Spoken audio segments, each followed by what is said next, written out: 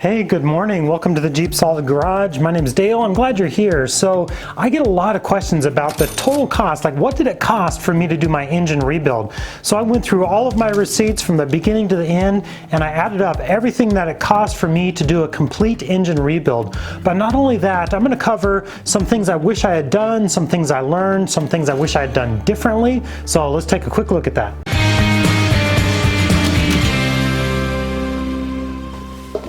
Alright, so I'm going to cover the cost of all the supplies I used, plus the cost of the machine shop, and also some of the things that I wish I had done differently, some things that I had learned along the way. So for starters, the engine rebuild kit. I got that from Engine Tech free of charge as a sponsor for those videos, but I'm going to include that in the cost of everything just for you guys who know what a total engine rebuild would cost. Now the engine rebuild from Engine Tech, this was a master rebuild kit which included everything you need, from pistons to rings to bearings to camshaft, new oil pump, just everything you need, all the gaskets. At this time for a 92 Wrangler, that kit costs $434, but it's an absolute complete kit. And of course, along the way, there were a lot of other little specialty tools and things I needed, like a spring compressor, RTV, WD-40, just a lot of miscellaneous things. But I went ahead and listed them all out. AMSOIL for the engine break-in. I did get that free of charge from AMSOIL, but that costs about $60. Redline assembly lube, that also was free. It's about a $15 product. From there, everything else I bought myself. The paint was $10, plastic gauge $5, RTV $8, WD-40 $8. All of the stuff I'm talking about, I'll link in the description below. One thing I did not do, because I plan on making a video about it, is I did not replace the clutch. But if you're doing an engine rebuild, this is the time to replace your clutch. You got the engine out of there, the clutch is right there. It's time to put a new one in. New clutch is about $135.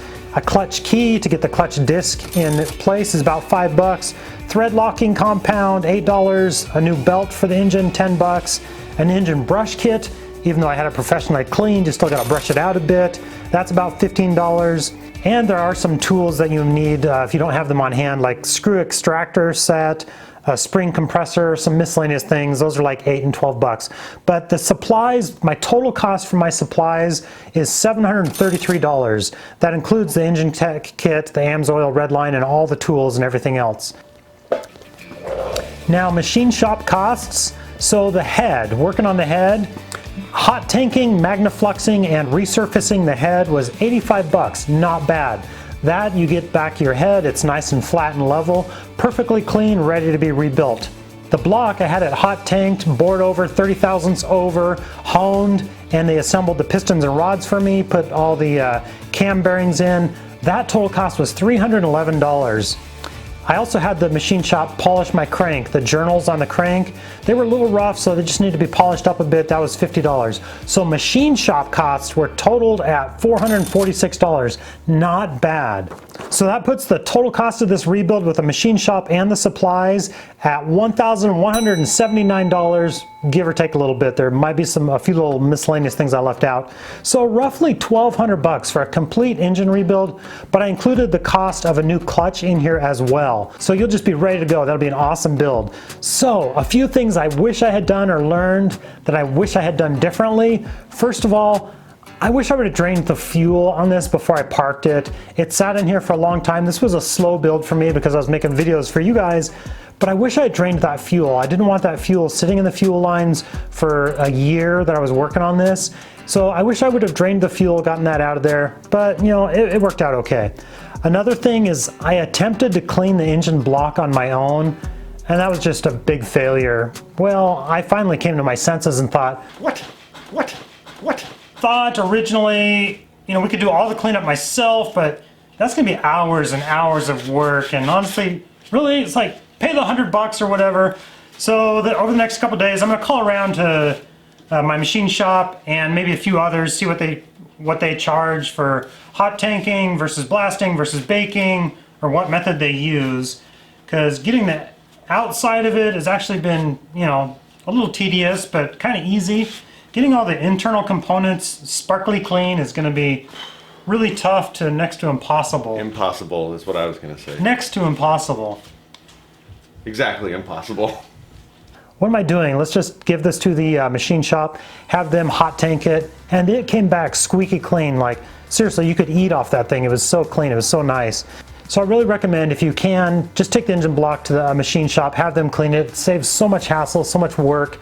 I guess if you had a big area where you could use a pressure washer and a lot of cleaning fluid, didn't mind spraying oil and gunk all over the place, you could do it yourself. But another thing here, I did make a video on using the ridge reamer, which I don't think I really needed to do that. In that video, I have a little bit of a ridge, but not bad. I think actually most of it was carbon buildup. Ultimately, I didn't have to use the ridge reamer at all because I took my engine block to the machine shop and had them overbore it 30 thousandths over, right? So didn't have to use the ridge reamer at all. But honing is an art. I did an okay job at it, but the machine shop, having a professional hone job, was well worth it. When I took it out there to the machine shop and showed the machinist my hone job, he said, well, it's okay, but the rings on your piston, they're not going to set real well. So they went ahead and honed it for me, and it came back looking just excellent. What else do we got here? Oh, the head. Valve seats and guides. I also did my own valve lapping. To have new valve seats and guides replaced and a complete valve job done on this, it was going to cost me almost $400 at the machine shop. And I'm not sorry that I didn't do that. I went ahead and did my own valve lapping, and it turned out okay. My valves are sealing fine, engine runs great. That wasn't an issue. $400 was kind of steep for me at the time to have a complete valve job done at the machine shop. So I'm happy that I didn't do that, but it's something to consider. If you want to spend extra $400 and have the head just in pristine condition, go for it. Like, yeah, awesome, do it. But if you're trying to save some money, try to lap the valves yourself like I did, and I'm glad I did, and it turned out fairly well. Oh, and the last thing on the wish I would have done is I used the steel plugs that Engine Tech gave me, which is fine, and they'll last for, gosh, 20 years. Like, it'll be totally fine for steel plugs. But if I was doing this rebuild totally on my own, buying all of my own materials, just spend the extra $15 more to get the brass plugs. If you're going to do it, yeah, a small cost like that is well worth it to get the brass plugs because they're not going to corrode. So those are just some of the things I learned going through this process. I'm glad this build has helped you guys out. If you want to help support the JeepSolid Garage, check out my Patreon page. It's linked in the description below. And hopefully these videos have helped you out and you found them interesting. And I know I've learned a lot, and I've really enjoyed interacting with you guys. So leave a comment down below. Love hearing from you guys. Have a good day.